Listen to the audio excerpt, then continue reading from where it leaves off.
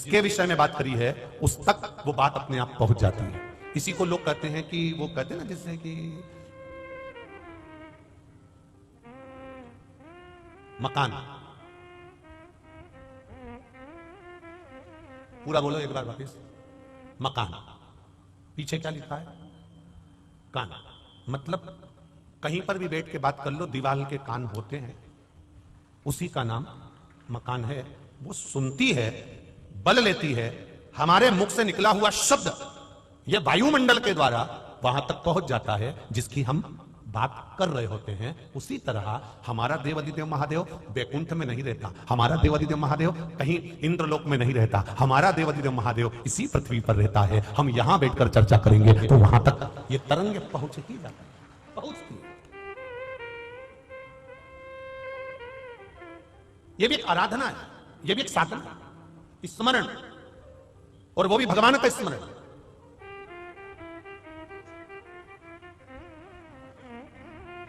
एक लड़के ने एक प्रश्न करा था परवड़ी में कि गुरुजी, हम भगवान को याद करते हैं तो याद करने से क्या हमारा कल्याण हो जाता है? क्यों नहीं होता? इसका कोई प्रमाण है क्या कि आपने भगवान को याद करा और भगवान फल दे दिए? कोई सांसारिक प्रमाण बताइए। तो हमने कहा क्यों नहीं होता? आप भगवान को याद करोगे तो भगवान आपका कल्याण क्यों नहीं करेगा? कछुवी, कछुवी, कछुआ देखा है आप लोगों ने? बोलो, जम के बोलो जरा, देखा है? कछुए की जो धर्मपत्नी होती है कछुवी, पानी में रहती है, अंडा देती है रेत के ऊपर। पानी में कछुवी कभी अंडा नहीं देती, कछुवी अंडा देती है तो रेत पर देती है। और एक बार अंडा देने के बाद में कछुवी कभी उस अंडे के पास नहीं जाती, कभी नहीं जाएगी। एक बार अंडा देने के बाद में कछुवी उस अंडे के पास में नहीं जाएगी, पानी में रहेगी, दूर रहेगी। बस कछुवी उस अंडे को याद करती रहती है, पानी में स्मरण करती रहती है, और वो अंडा पक जाता है और उस अंडे में से बच्चा बाहर निकल जाता है, मात्र स्मरण करने से।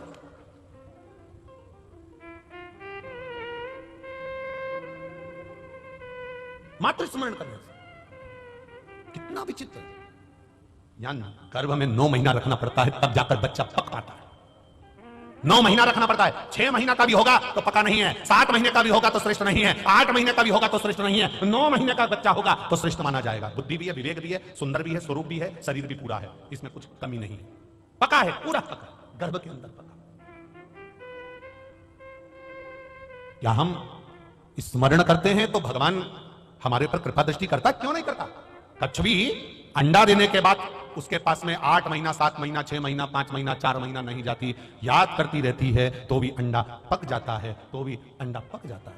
फिर गुरुजी आप कहते हो कि भगवान पर दृष्टि रखो, भगवान के चरणों पर दृष्टि रखो, तो क्या हम भगवान का दर्शन करते हैं, दृष्टि रखते हैं तो भी हमारा कल्याण हो जाता है? क्यों नहीं होता? क्यों नहीं होता? मछली अपना अंडा देती है पानी के अंदर। मछली जब पानी के अंदर अंडा देती है तो मछली उस अंडे के पास कभी नहीं जाती, तैरती तैरती मछली बस उस अंडे पर अपना ध्यान लगाती है, अपनी दृष्टि देती है। कछुवी स्मरण कर कर अंडे को पका देती है, मछली देख देख कर अंडे को पका देती है और अंडे में से बच्चे का जन्म हो जाता है। दृष्टि से भी हमारा कल्याण। दृष्टि मात्र परमात्मा के चरणों पर होगी, भगवान के चरणों पर होगी, भगवान पर होगी तो भी हमारा कल्याण हो जाएगा। महाराज फिर आप कहते हो कि कथा सुनो, कथा सुनने से कल्याण हो सकता है? क्यों नहीं होगा?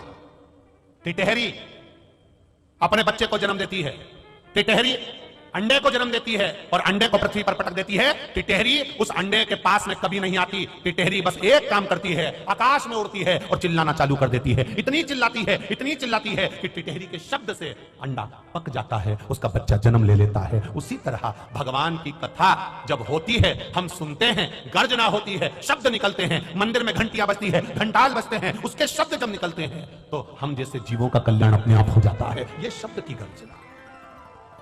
और महाराज आप कहते हो कि शिव मंदिर में जाओ, शंकर जी का स्पर्श कर लो, चरणों का स्पर्श कर लो, भगवान के मंदिर की देहली का स्पर्श कर लो। स्पर्श से क्या मतलब है? हमारा कहना है मोरनी अपने बच्चे को जब जन्म देती है, मोरनी अंडे को जब जन्म देती है तो मोरनी अपने अंडे को कहीं छोड़कर नहीं जाती, उसके स्पर्श में, उसके साथ, उसके ऊपर बैठी रहती है, स्पर्श में लगी रहती है, तो वो अंडे से बच्चा जन्म ले लेता है। हम भगवान के चरण पकड़ लेते हैं तो हमारा भी कल्याण हो ही जाता है। ये स्पर्श,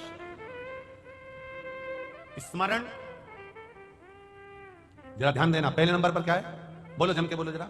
स्मरण, याद करना, दृष्टि, दर्शन करना, भगवान का दर्शन, शब्द, कथा सुनना, बोलना, और चौथे नंबर पर है स्पर्श।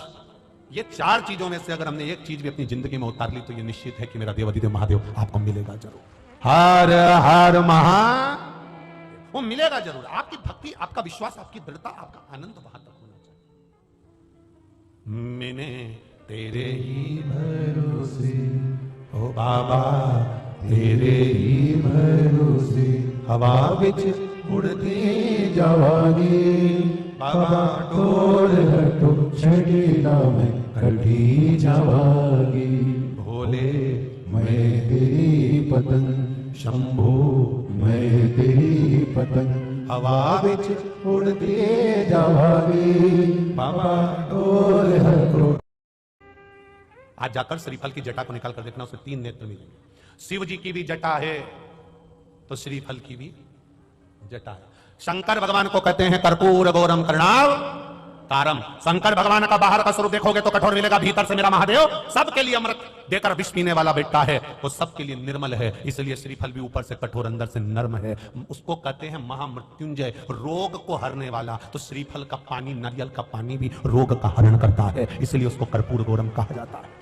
शिव के 3 नेत्र हैं, श्रीफल के 3 नेत्र। शंकर की जटा है, श्रीफल की जटा है। क्यों हनुमान मंदिर में, क्यों राम मंदिर में, क्यों शिव मंदिर में, क्यों सारे देवी देवता के मंदिर में, संपूर्ण देवता के मंदिर में, विवाह में, शादी में, उद्यापन में, मंडप में, आदि का आदि, जन्म से लेकर मरता है, मुर्दे को भी लेकर जाते हैं तो शमशान में भी श्रीफल जाता है। उसका कारण केवल इतना सा है क्योंकि वो शंकर है, तुम्हारे जन्म से लेकर मरे तक तुम्हारा पीछा नहीं छोड़ता है, तुम्हारे साथ रहे।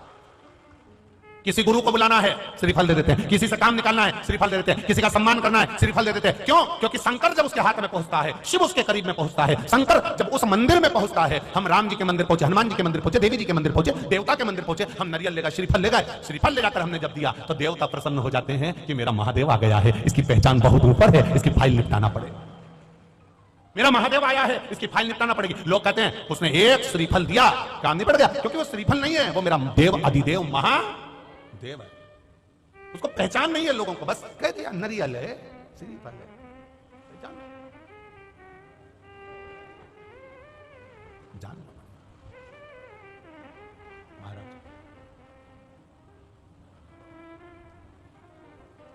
हो के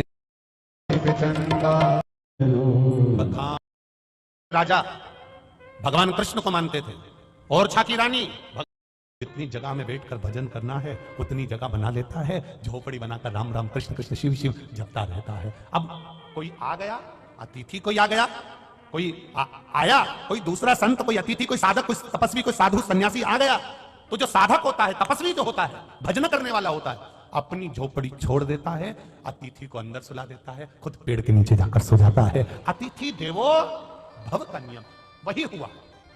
आहुका ने कहा महाराज जी हमारे पास सोने की जगह नहीं है, हम पति पत्नी एक कुटिया में रहते हैं, हमारे पास में सोने की जगह नहीं है। यतिनाथ कहते हैं भगवान शंकर जो अतिथि बनकर आए हैं, उन्होंने कहा मुझे तो यहीं रहना है, मैं कहां जाऊंगा आधी रात को। इतने में आहुका ने कहा अभी थोड़ा सा प्रकाश है, थोड़ा सा प्रकाश है, थोड़ा सा उजाला है, पास में गांव है, नगर बसा हुआ है, आप वहां चले जाओ। नहीं नहीं नहीं, मैं जाऊंगा तब तक अंधेरा हो जाएगा, मैं नहीं जा सकता, मुझे यहां रहना है, मुझे यहीं पर रहना है। बारंबार जब कहा गया, बारंबार कहा जा रहा है, बार बार कहा जा रहा है, तब आहुका हाथ जोड़कर खड़ी हो गई, हमारे पास जगह नहीं, मैं आपको भोजन करा देती हूँ, मैं आपको पानी पिला देती हूँ, मैं आपका आतिथ्य कर देती हूँ, मैं आपका सत्कार कर देती हूँ, मैं आपके चरण धो लेती हूँ, पर हमारे यहाँ रुकने की व्यवस्था नहीं है व्यवस्था।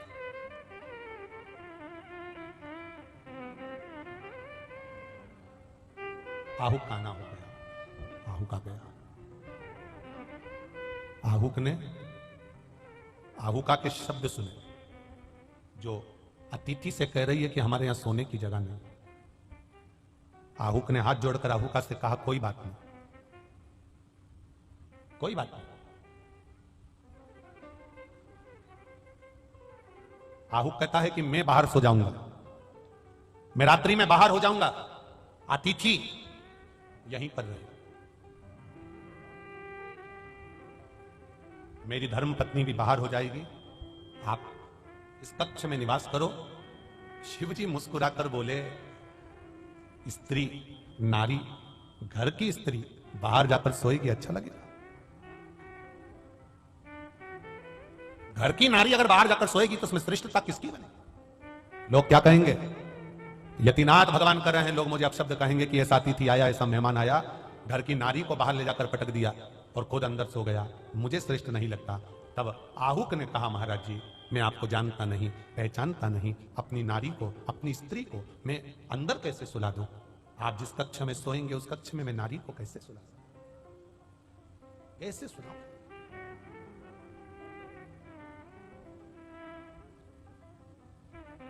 कभी कभी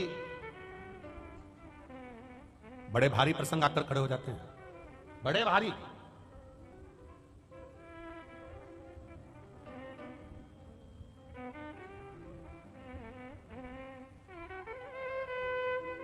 बहुत परीक्षा देना पड़ जाती कभी कभी। ओरछा के राजा भगवान कृष्ण को मानते थे, ओरछा की रानी भगवान राम को मानती थी। श्री विठलनाथ जी ने, गोसाई जी ने, ओरछा के राजा पहुंचे गोसाई जी के सामने, महाराज हाथ जोड़कर खड़े हैं गोसाई बाबा के सामने, विठलनाथ जी के सामने, गोसाई जी के सामने। महाराज जी ठाकुर जी की सेवा दे दीजिए, मुझे ठाकुर जी की सेवा दे दीजिए, ठाकुर जी की सेवा दे दीजिए। गोसाई जी ने कहा, महाराज तुम राजा हो, अगर ठाकुर जी की सेवा में लग जाओगे तो संसार की सेवा नहीं कर पाओगे, अपने राज्य की सेवा नहीं कर पाओगे। मैं आपको सेवा नहीं दे सकता, मैं आपके घर में ठाकुर जी विराजमान नहीं कर सकता। नहीं, मुझे ठाकुर जी की सेवा दे दीजिए, मुझे ठाकुर जी की सेवा दे दीजिए। बार बार हाथ जोड़ रहे हैं, बार बार निवेदन कर रहे हैं, बार बार निवेदन कर, मुझे ठाकुर जी की सेवा दे दो। ओरछा के राजा हाथ जोड़कर खड़े थे तो गोसाई जी ने कहा, मैं तुम्हें एक सेवा देता हूं, जो गले में तुलसी की माला पहनकर आए, मस्तक पर तिलक लगाकर आए, जो परम भगवदीय वैष्णव तुम्हारे यहां आए, तुम उसके चरण धोना और चरणामृत पीना, बस इतनी सेवा तुम्हें दे देता हूं, उससे तुम्हें ठाकुर जी मिल जाएंगे। इतनी सी सेवा? हाँ, बस इतनी सेवा करो। ओरछा का राजा कोई भी उसके नगर में आया, उसको सूचना मिल जाती, संत आए चरण धो लिए, साधु आया चरण धो लिए, ब्राह्मण आया चरण धो लिए, कोई भी आया मस्तक पर तिलक लगा है और गले में तुलसी की माला पड़ी है, और ओरछा के राजा ने उसके चरण धोए। सोने की थाली तैयार रखता था, सोने का कलश तैयार रखता था, रानियों को तैयार रखता था कि कोई भी आएगा चरण धोना पड़ेगा। मेरे गुरु ने कहा चरण धो, और चरण धोने का क्रम चालू हो गया। नगर के लोग, राजा के नगर के लोग हंसने लगे, काय का ये राजा हुआ, बताओ ये सब पगला हर किसी के पांव धोता रहता, हर किसी के चरण धोता रहता, इसके तो मजे लेना चाहिए। गांव के लोगों ने, नगर के लोगों ने मजे लेना चाहिए। जो विपरीत थे, विपरीत बुद्धि के थे, उसने मजे लेने के लिए गधे के गले में तुलसी की माला पहना, गधे को तिलक लगा दिया और लेकर पकड़कर पहुंच गए राजा के दरवाजे पर। महाराज महाराज महाराज महाराज महाराज महाराज, परम भगवदीय वैष्णव आया है, परम भगवदीय वैष्णव। राजा ने अपनी रानी से कहा, सोने की थाली लेकर आओ। रानी एक थाली लेकर आई, क्योंकि वैष्णव के दोनों चरण एक थाली में धोते थे। राजा ने आवाज लगाकर बोला, एक थाली नहीं 4 लेकर आना। आज मेरे गोवर्धन नाथ ने बड़ी कृपा करी है, परम भगवदीय वैष्णव 2 पांव से आता था, 4 पांव से आया, 4 पांव से परम भगवदीय वैष्णव आया है। 4 सोने की थाली लाई जाए, 4 कलश जल लाया जाए, गधे के पांव सोने की थाली में रखे, धोए और धोए चरण को चरणों रख इकट्ठा करा, बस पीने ही वाला था। इतनी देर में उस गधे में से मेरा गोवर्धन नाथ प्रकट होकर दर्शन दे देता, मेरा ठाकुर, मेरा कृष्ण का दर्शन दे देता है कि तूने अपने गुरु का कहना माना। और गुरु ने कहा था, जो कंठी पहनकर आए, तुलसी की माला पहना हो, मस्तक पर तिलक लगा हो, उसके चरण धोकर चरणों तक लेना। तूने गुरु के वचन को निभाया, इसलिए मैंने तेरे गुरु के वचन को याद कर कर तुझे दर्शन दिया है। साधारण नहीं है। अगर आपने सुना, जैसे उस माता ने सुना कि उसकी सहेली ने कहा कि 1 लोटा जल समर्पित कर, 1 लोटा जल अगर आप चढ़ा रहे हो, किसी गुरु के कहने पर आप शंकर के मंदिर जा रहे हो, भगवान की भक्ति कर रहे हो, 1 लोटा जल शिव जी को चढ़ा कर आ रहे हो, शंकर के द्वार जाकर आ रहे हो, एक बेलपत्र चढ़ा रहे हो, एक चावल का दाना चढ़ा रहे हो, एक फूल की पंखड़ी भी आप शिव जी को चढ़ा रहे हो, शंकर के मंदिर के सामने से निकलकर भी आप मुस्कुरा कर जा रहे हो। अगर इतना भी नहीं बनता तो शिव के शिखर का दर्शन कर रहे हो, तो भी तुम्हारे जीवन का कल्याण निश्चित है, उसमें कुछ भी विपरीतता नहीं।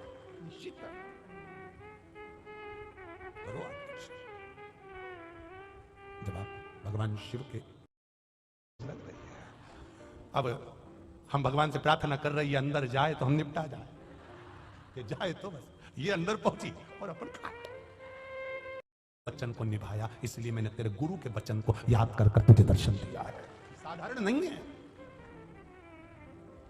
अगर आपने सुना जैसे उस माता ने सुना कि उसकी सहेली ने कहा कि एक लोटा जल समर्पित कर, एक लोटा जल अगर आप चढ़ा रहे हो, किसी गुरु के कहने पर आप शंकर के मंदिर जा रहे हो, भगवान की भक्ति कर रहे हो, एक लोटा जल शिव जी को चढ़ा करा रहे हो, शंकर के द्वार जाकर आ रहे हो, एक बेलपत्र चढ़ा रहे हो, एक चावल का दाना चढ़ा रहे हो, एक फूल की पंखड़ी भी आप शिव जी को चढ़ा रहे हो, शंकर के मंदिर के सामने से निकलकर भी आप मुस्कुरा कर जा रहे हो, अगर इतना भी नहीं बनता तो शिव के शिखर का दर्शन कर रहे हो, तो भी तुम्हारे जीवन का कल्याण निश्चित है, उसमें कुछ भी विपरीतता नहीं।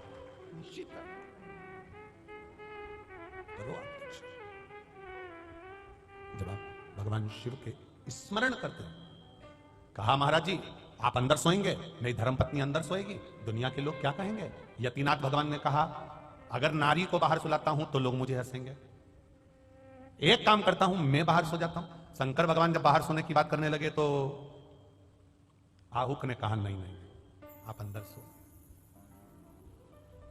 आप अंदर सो।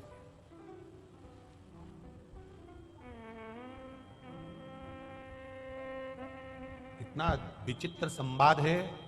दुनिया के लोग कहते हैं हमारे घर में हमने भगवान का मंदिर भी बनाया है।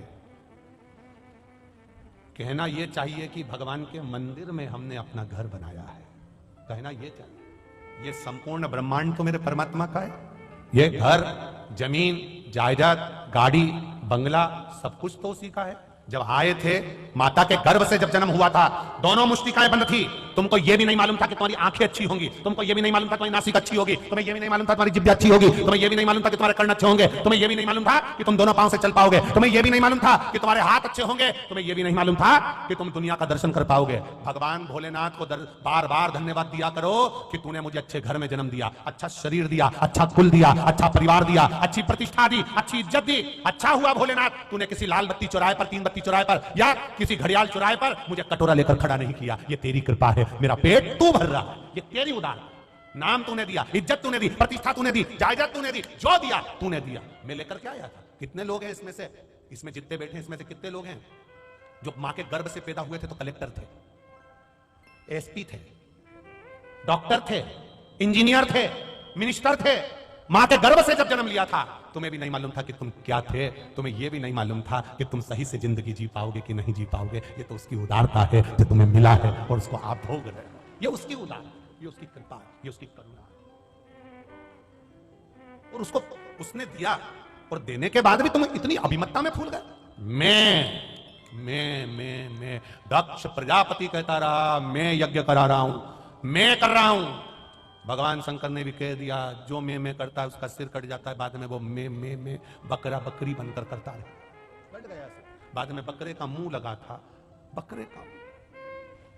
भगवान विष्णु ने कहा तुम अपने जमाई की, शंकर जी की स्तुति गाओ। अब इंसान का मुंह होता तो स्तुति गाता, कर्पूर गौरम करना अवतारम बोल लेता, नमामि शमीशान निर्वाण रूपम बोल लेता, पर बकरा कौन सी स्तुति गाता। मुख बकरे का लगा था तो बकरा कैसा बोलता है वैसा बोल दिया। अब बकरा जैसा बकरा, शंकर जी तो भी खुश हो गए, मेरा ससुर कितनी जोरदार स्तुति कर रहा है, कितनी जोरदार कर रहा। उस दिन से देवादिदेव महादेव ने कह दिया जैसे मेरे ससुर ने मेरी स्तुति करी, दुनिया का कोई व्यक्ति मेरी वैसी स्तुति करेगा तो मैं यही समझूंगा कि मेरा ससुर आया है। तब से आज तक लोग शंकर जी के मंदिर में जाकर चिल्लाते हैं बम बम भोले। जैसे ही बम बम बोलते हैं शंकर जी समझ जाते हैं मेरा ससुर आ गया है। और कई माताएं बम बम बोलती है तो भी महादेव समझ जाते हैं मेरी सास भी आई है, साथ में अकेले।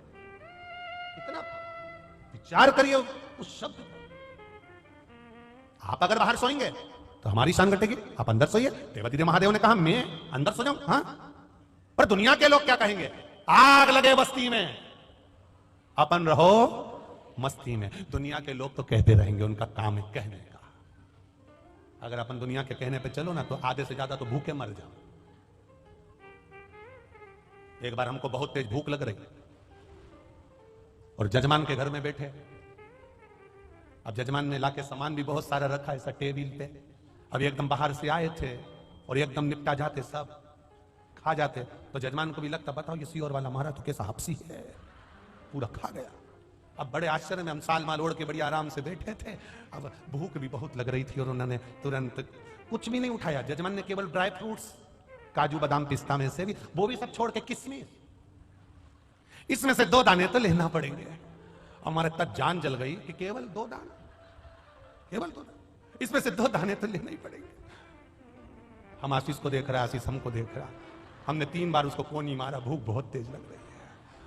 अब हम भगवान से प्रार्थना कर रहे, ये अंदर जाए तो हम निपटा जाए, ये जाए तो बस ये अंदर पहुंची और अपन खा। अब वो भी इतनी चतुर थी, खुद अंदर गई, पति से कह गई गुरु जी को आराम से देखते रहना। अब गुरु जी को क्या देखते रहना, वो बैठा भाई सोफे पे। हमने भी उनसे पूछा कैसे हो, बढ़िया, क्या काम काज है, बस यही काम काज है, हमको लग रहा है तुम्हारा मोबाइल बज रहा है। इतने में पति बोला नहीं नहीं वो अंदर देख लेगी। बहुत इंतजार करा, बहुत। वो तो उनके घर की एक बूढ़ी सी माँ, माँ तो माँ होती है, माँ तो माँ होती है। जब माँ ब्रह्मा विष्णु महेश का चेहरा पहचान सकती है तो संत का भी चेहरा पहचान सकती है। बूढ़ी माँ थी, आई, महाराज जी यात्रा में कोई तकलीफ तो नहीं हुई? हमने कहा नहीं माता जी बढ़िया आराम से आ गए। तुम तो कुछ ले ही नहीं रहा। हमने कहा आप चालू करो, तुम तो कुछ ले ही नहीं रहा। हमने कहा बस इसी का इंतजार था। बहू बोल कर गई थी इसमें से 2 दाने तो लेना ही पड़ेंगे, और ऊपर से एक बिठा के चली गई, देखते रहे। बस केवल दमदार तो एक आई, इसमें से तुमने तो कुछ लिया ही नहीं, इतनी देर तो अपन छोड़े। ढोकला ऐसा निपटाया कि ढोक लगाने के लिए जरा सा भी नहीं बचा, सब निपटाया। सोचे होगा, शर्म करे सो तो गए। अब बाबा बोले शिवजी ने कहा मैं यहां, लोग क्या कहेंगे? आहुक ने कहा दुनिया के लोग कहेंगे, कहते रह जाएंगे। आप भीतर सोइए, मुझे मेरी धर्म पत्नी पर पूर्ण विश्वास, पूर्ण भरोसा, और आप पर भी है। अतिथि आया है, भगवान के तुल्य आया है, ये नुकसान नहीं दे सकता, ये मेरा विश्वास करता, ये मेरा भरोसा करता, ये मेरा विश्वास करता। भगवान यतिनाथ बनकर उसके घर में विश्राम कर रहे थे। आहुक आज बाहर गया, बाहर उसको नींद नहीं आ रही थी, धनुष बाण लेकर बैठ गया। अंदर यतिनाथ सो रहे हैं, अतिथि सो रहा है, धर्म पत्नी सो रही है, ये बाहर भ्रमण कर रहा है, घूम रहा है। इतनी देर में एक जंगली जानवर आया और आहुक को खा गया, निपटा गया, समाप्त कर दिया। शव पड़ा है, वो भी उधेड़ा हुआ, शव पड़ा है, वो भी उधेड़ा हुआ। जो उधेड़ा हुआ शव, मांस के छींतड़े पड़े हैं। यतिनाथ भगवान अंदर सो रहे हैं, आहू का अंदर सो रही है। सवेरे सवेरे आहू का उठी, यतिनाथ जी नहीं उठे, उठे ही नहीं, क्योंकि लीला ही उनकी थी, नहीं उठे।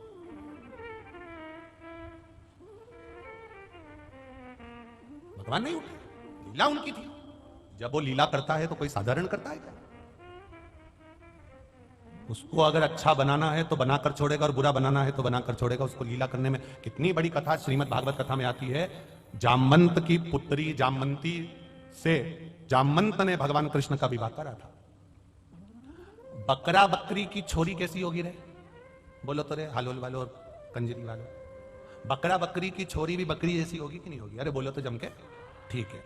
ऊंट की छोरी ऊंट जैसी, बांदरा बांदरी की बांदरा बांदरी, इंसान की इंसान जैसी, भैंस की भैंस जैसी, गाय की गाय जैसी।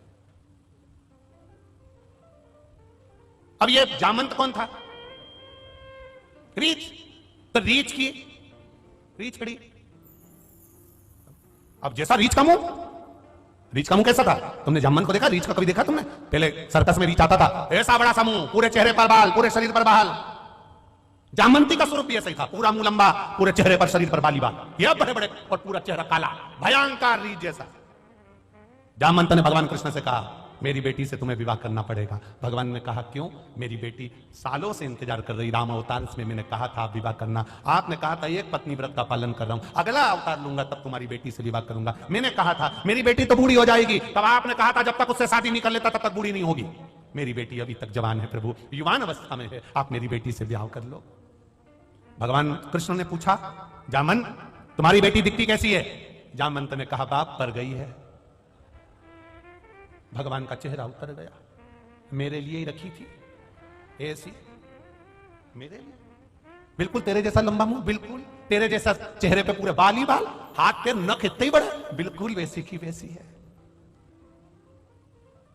प्रभु शादी तो करना पड़ेगी। भगवान ने कहा बुलाओ जामंती को। जामंती को बुलाया, जो भगवान ने देखा ये तो बिल्कुल रीछ जैसी दिख रही है, छोरी उन्हीं की थी। भगवान ने कहा शादी तो कर लूंगा जामंती, पर शर्त एक है। क्या? जब तक मैं नहीं बोलूंगा तब तक तू अपना चेहरा किसी को नहीं दिखाएगी, ना बात करेगी ना बोलेगी, मैं जैसा कहूं बस वैसा करना। बस शादी कर लो, मैं जैसा बोलोगे वैसा करूंगी। होता है। एक पति पत्नी गार्डन में घूम रहे थे, लड़का लड़की, तो लड़की बात बात में लड़के से कह रही थी, एक बार शादी तो हो जाए, मैं पूरे घर को स्वर्ग बना दूंगी, पूरे घर को स्वर्ग बना दूंगी, बस अपनी शादी हो जाए पूरे घर को स्वर्ग बना दूंगी। एक संत ने घूर कर देखा, ये पूरे घर को स्वर्ग बना देगी, घर में रहने वालों को स्वर्गवासी पहचान। भगवान ने कहा तू बोलेगी नहीं, नहीं बोलूंगी। मुख नहीं दिखाएगी, नहीं दिखाऊंगी। कपड़े ऐसे पहनना कि पूरा शरीर ढका हो, एक अंग भी ना दिखे तेरा, बिल्कुल ठीक है। शादी हो गई, भगवान ब्याह करके जामवंती को लेकर द्वारका पहुंच गए। रुक्मणी को मालूम पड़ा भगवान द्वारकानाथ आए। रुक्मणी थाली सजा के लाई, जो थाली सजा के लाई, रुक्मणी जी ने द्वारकानाथ जी की आरती उतारते समय पूछ लिया, ये बाजू में खड़ी कौन है? भगवान बोले मेरी धर्म पत्नी है। रुक्मणी जी बोली मैं थी तो शरीफ प्रभु। भगवान बोले गिफ्ट में मिली है। तो गिफ्ट में मिली तो तुम लेकर आ गए? भगवान बोले बारात में, शादी में, गिफ्ट में कोई भी सामान मिलता है उसको कोई छोड़ के नहीं आता। भंगार जैसी अलमारी मिलती 5,000 की, तो भी 10,000 की बस करके ऊपर बांध कर लाते। कौन छोड़ के आता? सब लाता, हम भी लिया। रुक्मणी जी बोली इतना लंबा घूंघट, इतने लंबे लंबे कपड़े, इतना लंबा लहंगा, ये दुल्हन हम जो लहंगा पहनती है ना, लॉन्ग लहंगा, सबसे पहला जामवंती ने पहना था। इतना लंबा लहंगा पहनिए, शरीर नहीं दिख रहा, स्वरूप नहीं दिख रहा, मुख नहीं दिख रहा। भगवान बोले बड़ी सुंदर है, इतनी जोरदार, इतनी जोरदार, एकदम सुंदर, इसके बराबर दुनिया में कोई सुंदर नहीं। इतने में रुक्मणी जी बोली ये मुझसे ज्यादा सुंदर है क्या? भगवान बोले तू तो उसके पांव की धूल नहीं लगे, तो उसके पांव की धूल नहीं है। इतने में रुक्मणी जी ने कहा आरती बाद में उतारूंगी, पहले इसका मुंह ही देखूंगा। और थाली रखी नीचे, और जामवंती का मुंह घूंघट उठाने लगी। भगवान ने कहा था मुंह छुपा के रखना, जामवंती ने घूंघट पकड़ के रखा। रुक्मणी जी उठाए, जामवंती फिर खींचल, रुक्मणी जी फिर उठाए, जामवंती फिर खींचल। इतने में रुक्मणी जी को गुस्सा आ गया, इतनी सुंदर है तो इतना इनकार कर रही है, इतना अभिमान कि अपना चेहरा तक नहीं दिखा रही। रुक जाती। आरती की थाली में से पानी लिया, हाथ में जल लेकर रुक्मणी जी ने कहा सुन रहे जामवंती, मैं तुझे श्राप देती हूं, तू ज्यादा सुंदर है ना, मैं जितनी सुंदर हूं बस उतनी सुंदर रह जा, जा। भगवान ने जामवंती को कोनी मार के कहा उठा लिया, उठा लिया। जो जामवंती ने घूंघट उठाया, भगवान के गले की हार में, रुक्मणी जी की हंसली में, जो जामवंती ने अपना चेहरा देखा, इतनी सुंदर हो गई। जामवंती ने ठाकुर जी के चरण पकड़ लिए, तेरे बराबर लीला कोई नहीं कर सकता, रीछड़ी को इंसान बना दिया, ये तेरी कृपा है, ये तेरी करुणा है, ये तेरी कृपा है, तेरे बराबर कोई नहीं कर सकता, कौन करेगा? लीला शिव जी की है, शंकर जी कर रहे हैं। मर गया आहू, उसके मांस के छीतड़े छूतड़े निकल गए। शंकर जी नहीं उठे, अतिथि नहीं उठा, यतिनाथ नहीं उठे, उठी आहू का उठी, और आहू का उठकर बाहर पति से मिलने के लिए गई थी। क्या देखती है वहां तो पति मरा पड़ा हुआ है, मरा पड़ा, रो पड़ी, बिलक पड़ी, आंखों से आंसू बहने लगा। अंदर आई, दौड़कर कहा यतिनाथ, यतिनाथ, यतिनाथ। दौड़कर आकर कही हे यतिनाथ, हे यतिनाथ, अतिथि मेरा पति मर गया, रो रही। यतिनाथ बाहर जाकर देखते हैं तो उसको किसी जंगली सुंदर ने उसको मार दिया है। पत्नी रो रही है, यतिनाथ कहते हैं मेरे कारण तुम्हारा पति मारा गया है, मेरे कारण तुम्हारा पति मरा।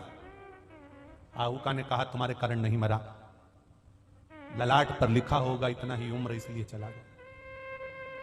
आपसे एक प्रार्थना करना चाहती हूं, बोलो। मेरे पति के जितने टुकड़े बचे हैं इसको चिता पर रखा जाए, मैं अपने पति के साथ सती होना चाहती हूं, बस आप चिता तैयार कर दो, मैं अपने पति के साथ सती हो जाऊं, ऐसी कृपा कर दीजिए, ऐसी दया कर दीजिए। चिता तैयार हुई और वो चिता तैयार होकर पति के टुकड़ों टुकड़ों को रखा गया। आहू का उस चिता पर जाकर बैठी, आग लगाने के लिए भी दी गई तो मेरे महादेव को दी गई, कोई था ही नहीं। अग्नि कौन देगा, कौन अग्नि देगा? जैसे ही अग्नि लगाने के लिए देवाधिदेव महादेव को दिया, महादेव उस अग्नि के सम्मुख में 5 क्षण के लिए बैठे और महादेव यतिनाथ के रूप में प्रकट होकर कहते हैं जीवित हो जाओ, मेरा वर है, तुम्हारी परीक्षा लेने के लिए आया था, तुम्हारी परीक्षा लेने के लिए आया था, प्रकट हो। आहू का दोनों प्रकट।